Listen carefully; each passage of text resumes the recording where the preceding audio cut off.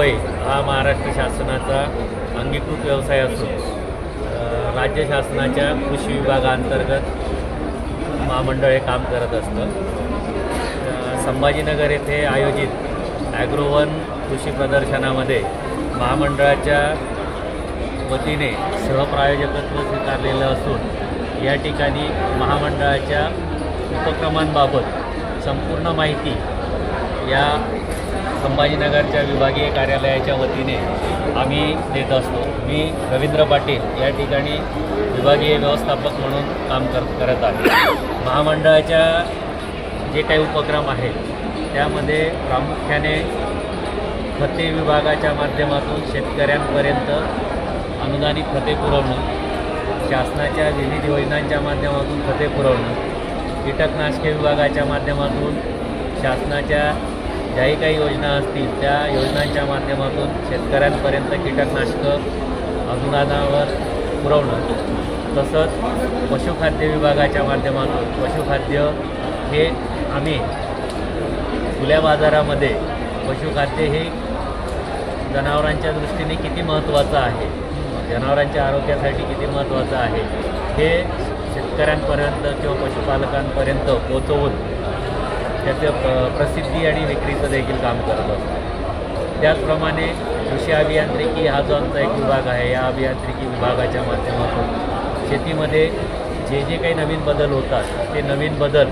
शेतकऱ्यांपर्यंत पोहोचवणं आणि त्या बदलाच्या अनुषंगाने शेतीसाठी जे काही आवश्यक अवजारं असतील किंवा आवश्यक बाबी असतील त्या अवजारं पुरवणं आणि त्या बाबतीत सुविधा शेतकऱ्यांना उपलब्ध करून देणं हे अनुदान म्हणजे शासनाच्या माध्यमातून आम्ही देण्याचा प्रयत्न करत असतो। यामध्ये ट्रॅक्टरचालित अवजारं असतील, बैलचालित अवजारं असतील, फवारणीचे अवजारं असतील, तर हे सर्व आम्ही अभियांत्रिकी या विभागाच्या माध्यमातून काम करत असतो। अभियांत्रिकी विभागाच्या माध्यमातून आम्ही नवीनच यावर्षी म्हणजे जसजसे बदल शेतीमध्ये होत आहेत त्या बदलाच्या अनुषंगाने फवारणीसाठी ज्या काही समस्या निर्माण झालेल्या आहेत, मागे शेतकऱ्यांच्या जे काही विषबाधा झालेल्या होत्या शेतकऱ्यांना, त्यामुळे फवारणी ही सुरक्षितपणे व्हावी म्हणून ड्रोनच्या माध्यमातून फवारणी करून देण्याचा उपक्रम देखील महामंडळाने सुरू केलेला आहे। ज्या ज्या शेतकऱ्यांना आपापल्या शेतीवर जे काही पिकं असतील त्या पिकांसाठी